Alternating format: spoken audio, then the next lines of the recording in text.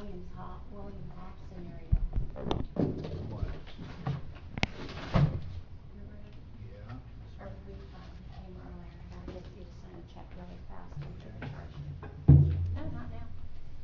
Just, he's gonna come back by 2.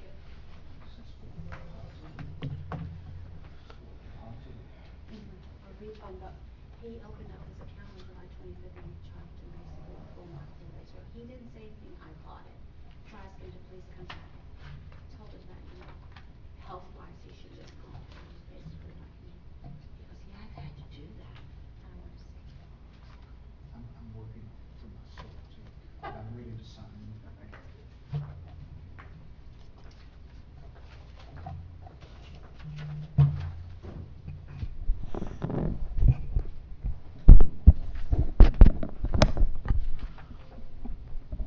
Are you recording? Of course. Yeah, okay.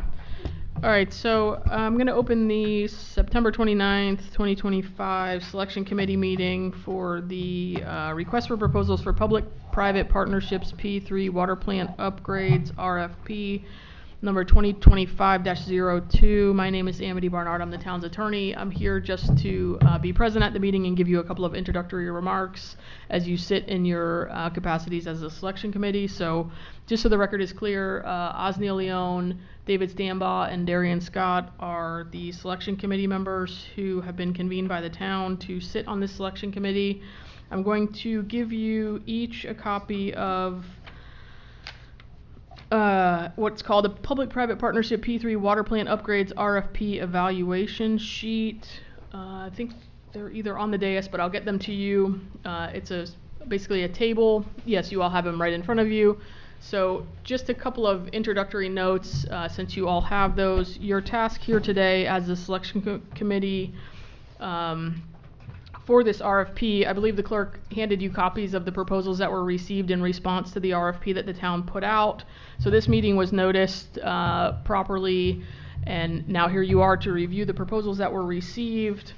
I'm also going to put a copy, and I think you were provided in advance, a copy of the RFP that the town issued if you want to refer back to it. But for ease of your review, on the document that I gave you, which is the evaluation sheet, you'll see the top, you're going to need to put your name and date. Just for housekeeping, let's get through a couple of just quick housekeeping things. Put your name as a committee member. Today's date is September 29th, 2025. The evaluation and ranking instructions that are listed there were taken directly from the RFP itself, so it explains to you what your job here as the committee is. And then the table that's there is the same table or I guess copied from the table that's in the RFP itself in terms of the evaluation criteria and the point allocations for each of those criteria. So you see there that the criteria are listed as experience, and then there's a description of what you're to evaluate with regard to experience. The second criteria is development approach, vision, and schedule. Again, the corresponding point allocations there, and then the final criteria is financing plan and a description and a point allocation there as well. You'll see a total point category there as well. I just want to call your attention to a couple of things in the procurement document itself. I'm going to read you a few things just so you know how this works. But what the section 3 of the procurement says is that in 3.1, all proposals received by the due date and time will be scored according to the criteria outlined in this proposal. A selection committee, that's you all, consisting of staff of the town, will be convened to review, score, and rank proposals received. The selection committee, after scoring each application, will request to interview shortlisted applicants. All organizations participating in the interview evaluation process will be notified via U.S. mail or email. It further states that the selection committee will review each proposal and make a funding recommendation to the town council. So your job today is to review the proposals that the town received and ultimately make a recommendation to the town council based on your scores. 3.3 has the criteria that I just showed you, which are also on your spreadsheet.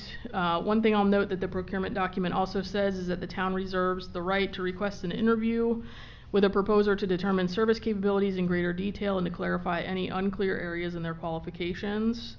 The 3.4 of the document also states that the town can request and evaluate additional information from any bidder after their submission deadline as the town determines necessary. So 2 things I wanted to point out, not always in a procurement document, but you have the ability to request interviews from proposers who have proposed in this matter.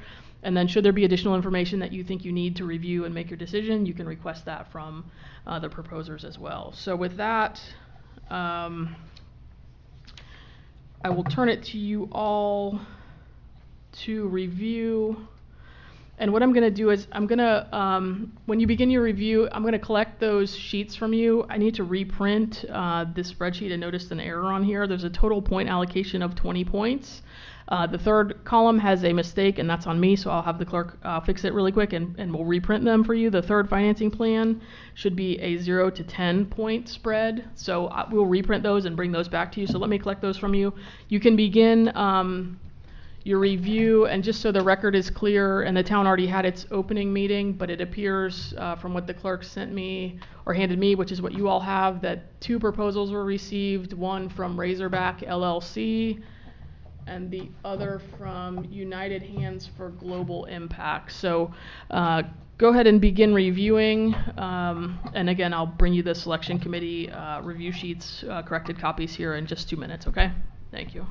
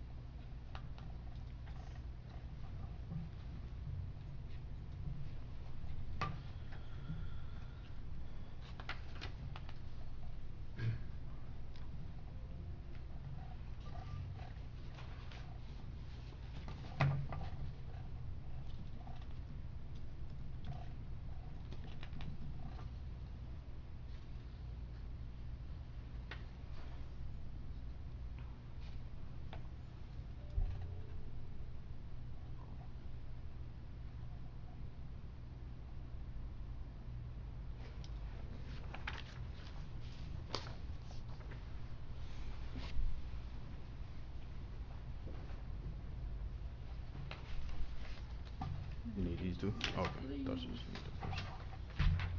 Steal yours, thank you. Thank you.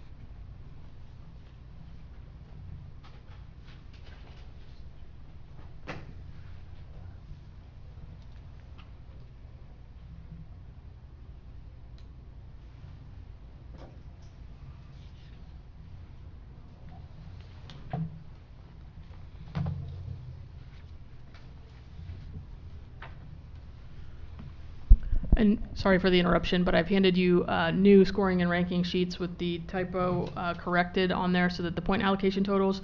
Also, I have a copy of the entire RFP. If anybody needs to review that, let me know, and I can give that to you as well.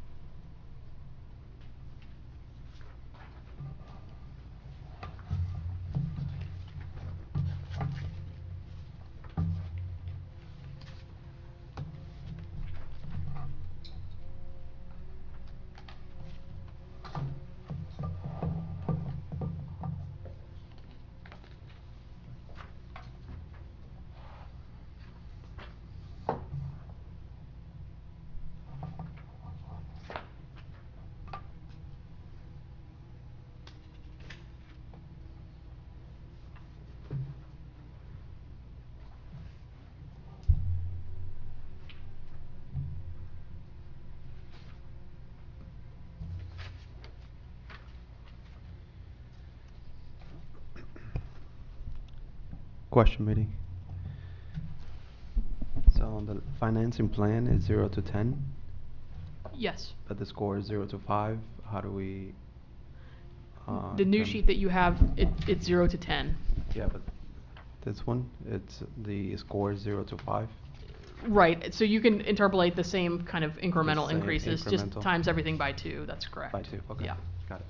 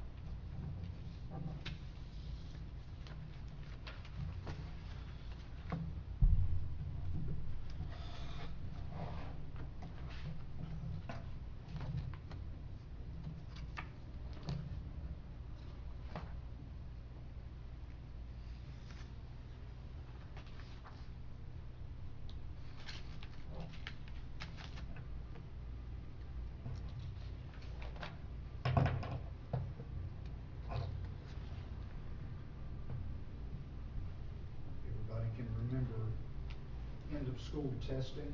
That's what this reminds me of.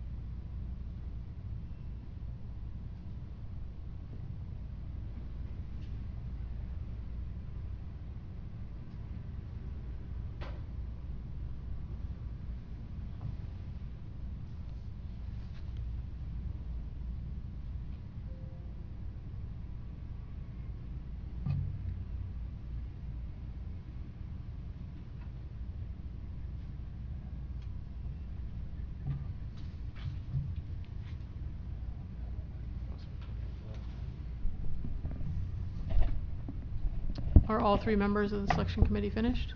Yes. Yes. Okay.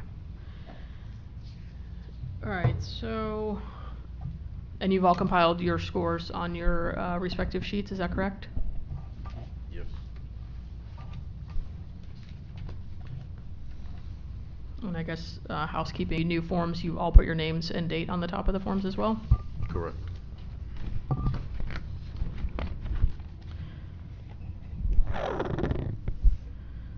So with that, what I'm going to do is I'm going to start with one of you, and I'm going to have each of you read your scores for each proposer out loud and into the record. I'm going to write them down on my own sheet, and then I'm going to compile them on a separate ranking sheet that's been compiled.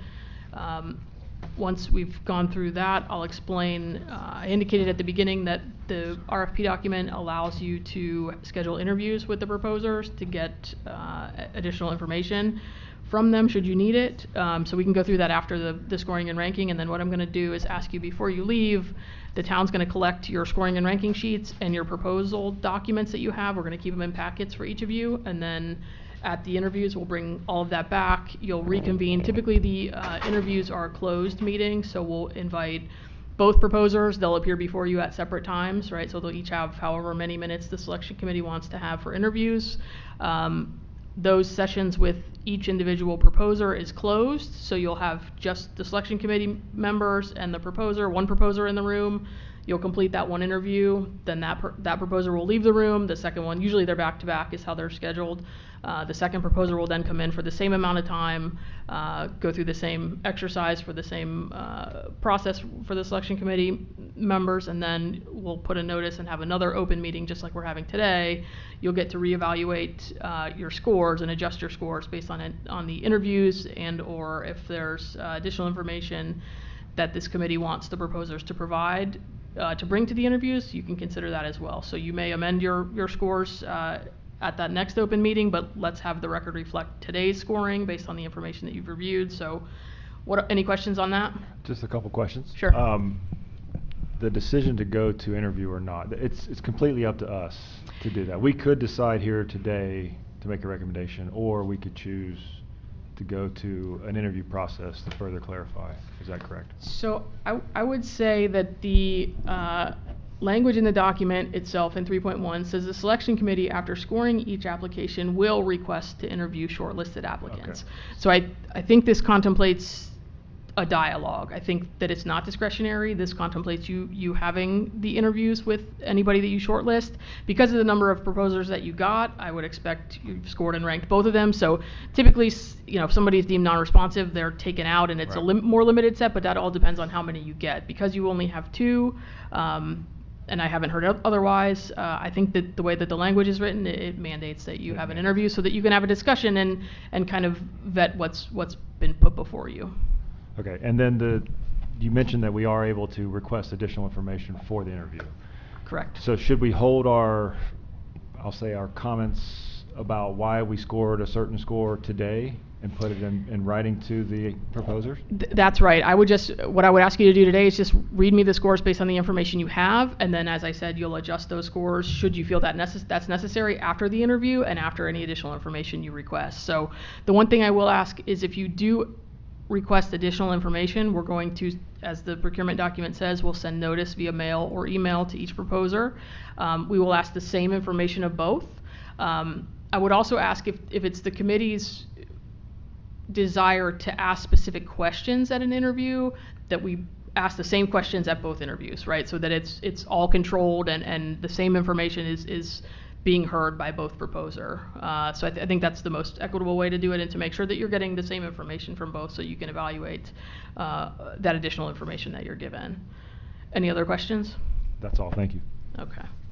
So what we'll do is I'll have you read on the record, and then we can have an additional discussion about what questions you want to have asked and how much time you want to allocate at the interviews, so that all can be finalized before we close this selection committee meeting today. So what I'm going to do is I'm going to start with Osneal Leone, and I'm going to ask you to give me your scores for United Hands. Let me give you the full name. United Hands for Global Impact. So I'll ask you to read me your score for the experience criteria. 1. Development approach, vision and schedule. 3, Financing plan. 3, And does that need to be, that needs to be scaled up, correct? Yes. Oh, I'm sorry. Yep, so that's, So I'll 6. scale it, yep, so a total of 6. All right, your total point allocation then, for United Hands? So that will be 10, Correct.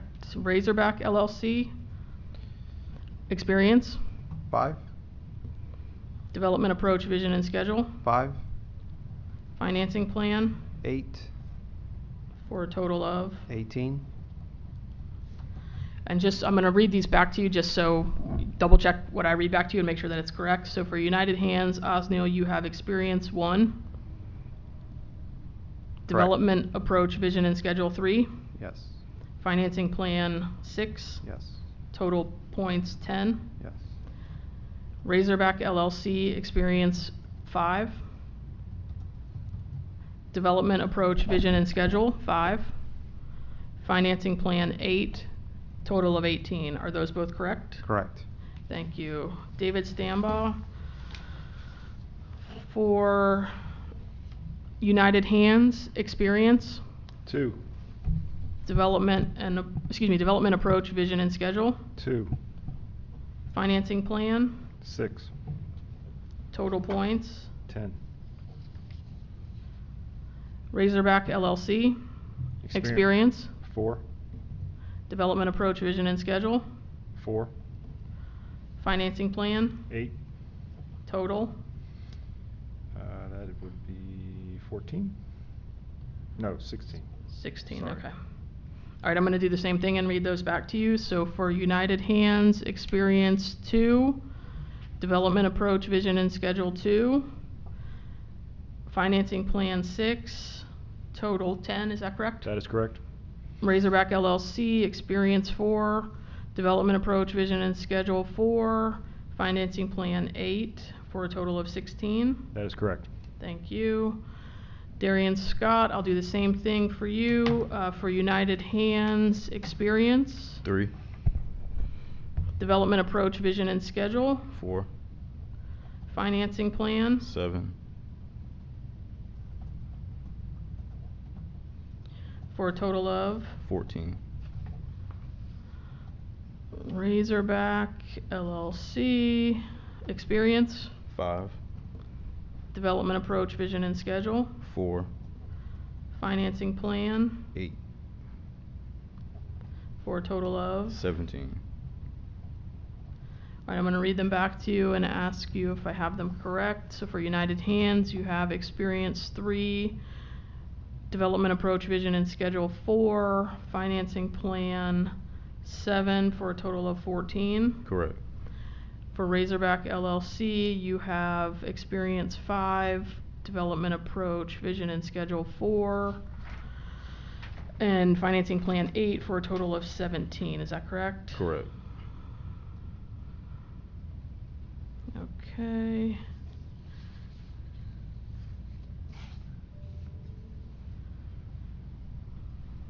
So give me a minute to transpose these onto this other page here.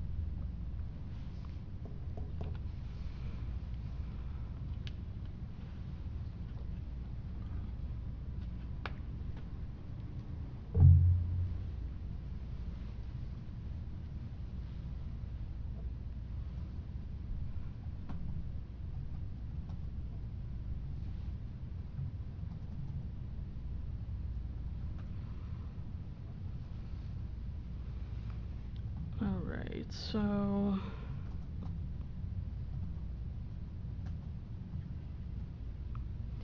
So for the tabulations, just for the record, at this point, for United Hands, the gross total points is 34. The average of that divided by 3 is 11.3. And for Razorback LLC, the total point allocation, gross total points is 51, divided by 3 is 17.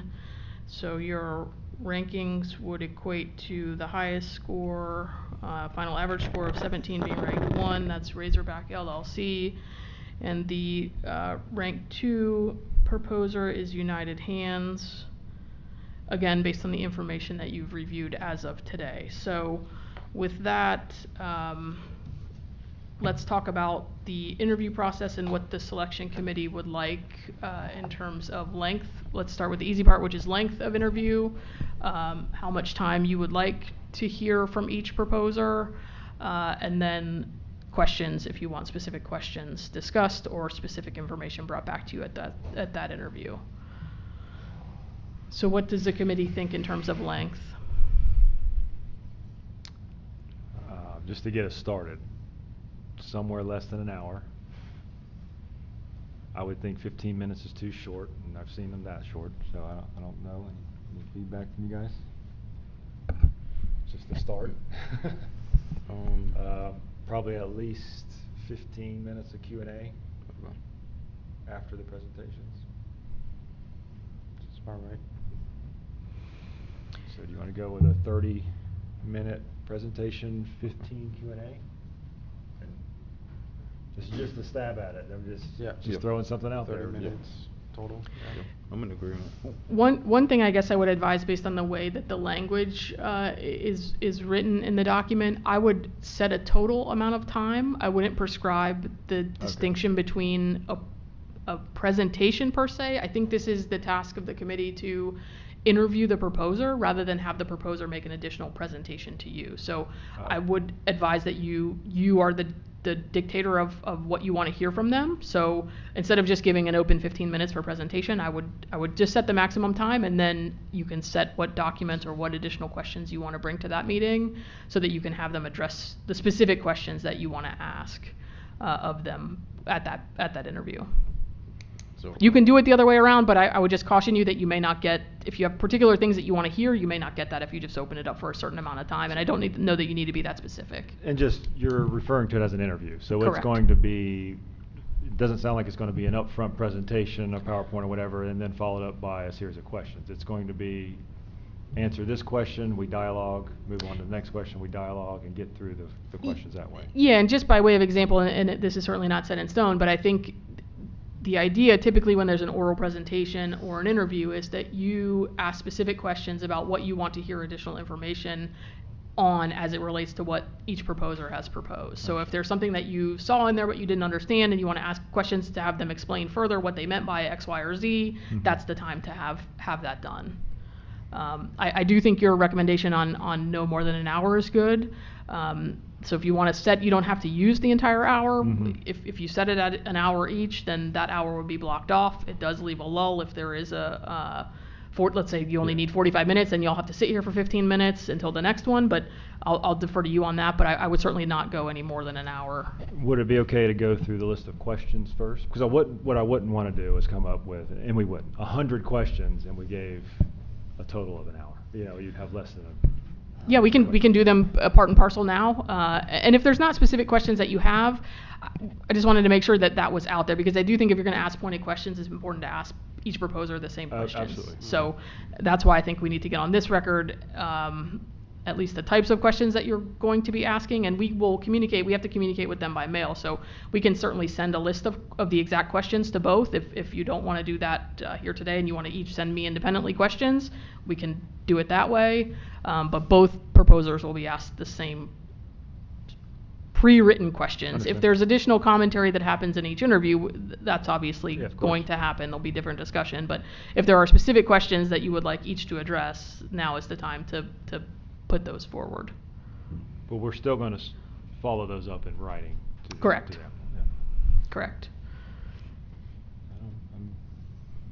Any thoughts on that? No, I think we can think about the questions and send them to you since you're gonna, now, when we send the questions, will everybody see the questions? Cause we might have all kinds of questions, between the three. Yeah, I would, 'Cause because. it seems like if we. Yeah, you don't we wanna had the open duplicate. discussion here today. Correct. I would Outside of today- kind of do a little bit of that now, instead of, if there are specific things that are already triggering in your minds, go ahead and rattle those off to me now, and I'll write them alright. down, and we can put those. Okay, so I would like to ask more about experience, examples. And I had the question too, but just to clarify, examples on P3s. Yes. With infrastructure improvements, Mhm. right, yeah.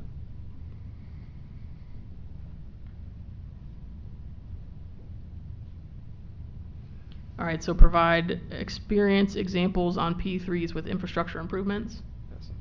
Okay. Specifics. And just on that topic, do we have the ability to follow up with references for that? Like if we added and provide references, would we have the opportunity to receive, well, I guess we wouldn't. We would not be able to receive the information because we wouldn't be receiving it until we had the interview process. That's right.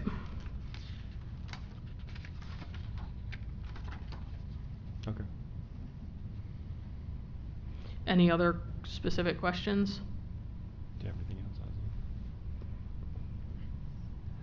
Ozzy? I have a few. Go ahead. To start, provide the approach for grant opportunities. My comment, what my note was, describe approach to identify and apply for grants. So it's not only finding them, but also putting forth the application.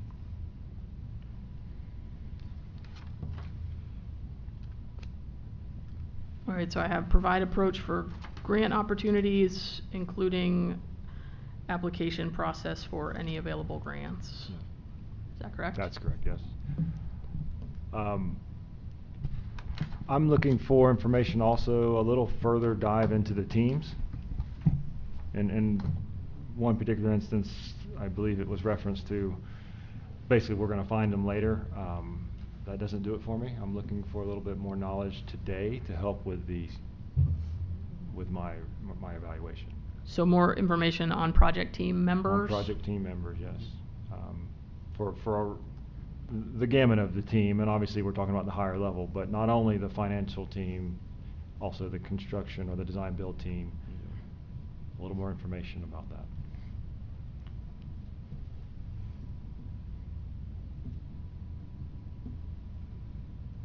So more information on project team members for financial, construction, and designed build portions of the project. Is that correct? That's correct. All right, any additional questions?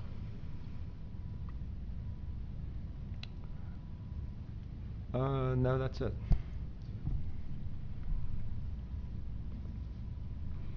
All right, was there any specific documentation that the committee, or any additional information that the committee wants brought forth? Not question form, but paperwork form, or anything identified that you would like each proposer to bring back to you?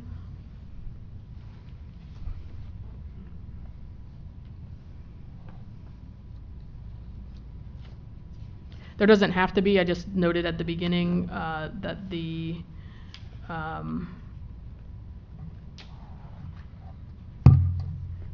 RFP document allows you to request and evaluate additional information from any bidder after the submission deadline as the town deems necessary. So if there isn't any, that's fine. I just wanted to make sure that I asked you if there was any specific documentation or any other information that you wanted brought back to you at the next step in the process, which is the interview. So I'm not sure if I'm crossing any lines, so I'm going to mention it to the committee. My mind is seeking some information on the financial capabilities, financial stability. In one case, there was note of bonding capacity. There was not in the other. So it seems like I'm a little imbalanced in understanding the capabilities to actually pull it off. So I don't know, Tom Attorney, if that's crossing any boundaries with understanding the financial reliability of the proposers? No, that's certainly appropriate to ask. So you would be seeking for them to bring, for each proposer to bring back to you documentation verifying the bonding bonding capabilities? Yes. Okay. Assuming this would be a bonded job, it's a public project, so yes.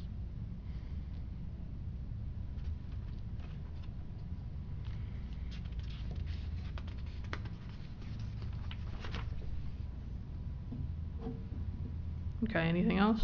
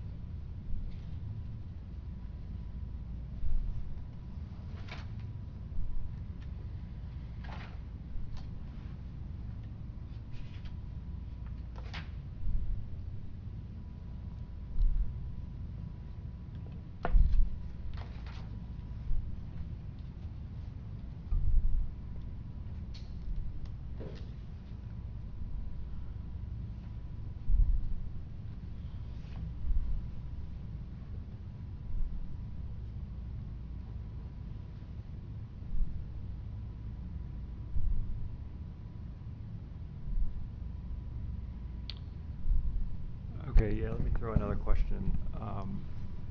I would like to understand more about the commissioning. So before you write that down, just once the structure, and I'm really referring to, I guess, the water plant improvement, but once it's built, the commissioning and then eventual turnover to the town.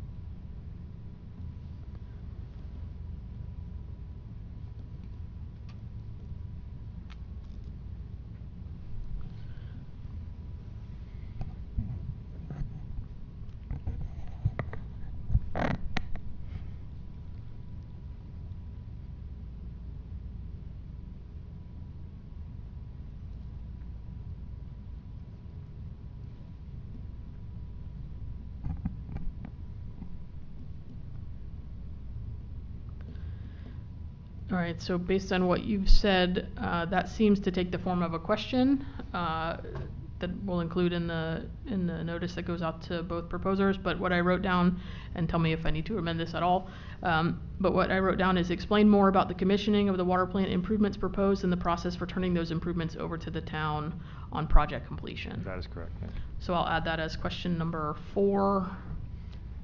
Yes. Yes. And I Okay. got one more. I'm going to ask you if this is okay.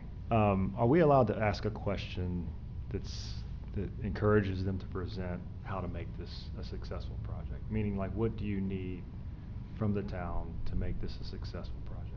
Is that too open-ended, or would that give some framework for the proposers to describe to us, in their experience, what makes a successful P3 project? And I'm going to stop talking because I'm the only one asking questions.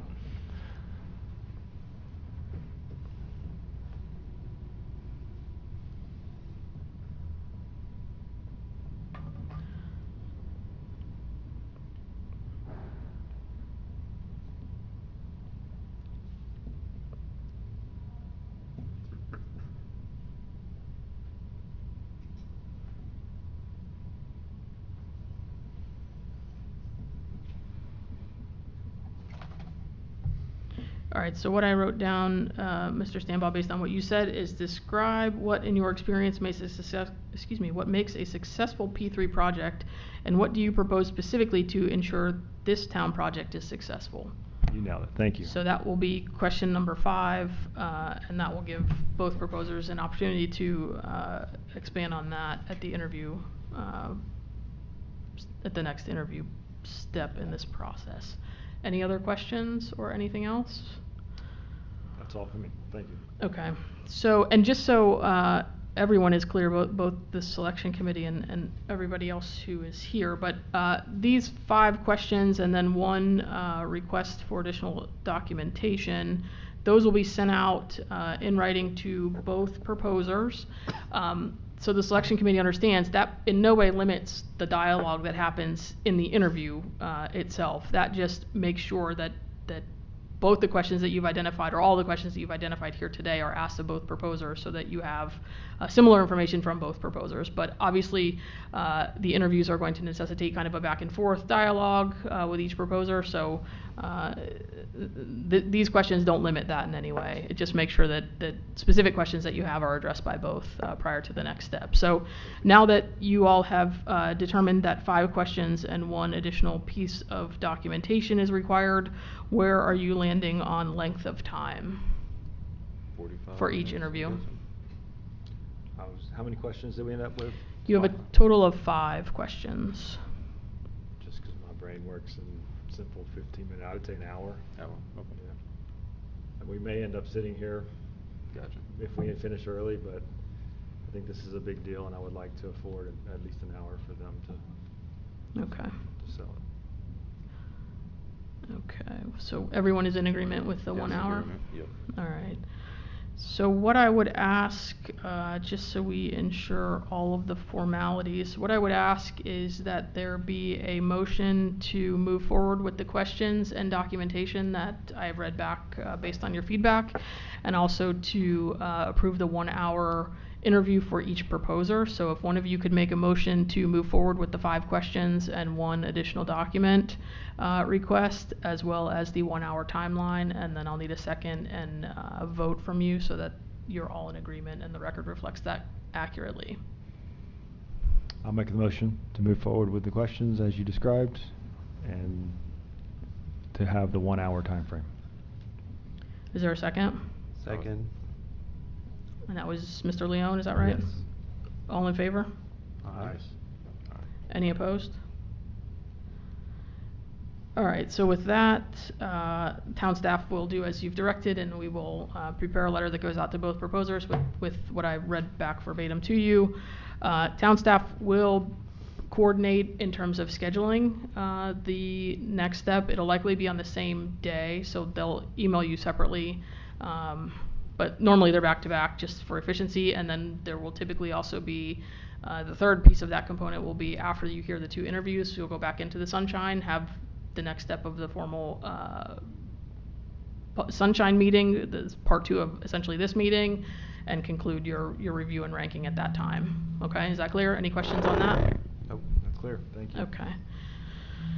All right, any additional questions before we adjourn?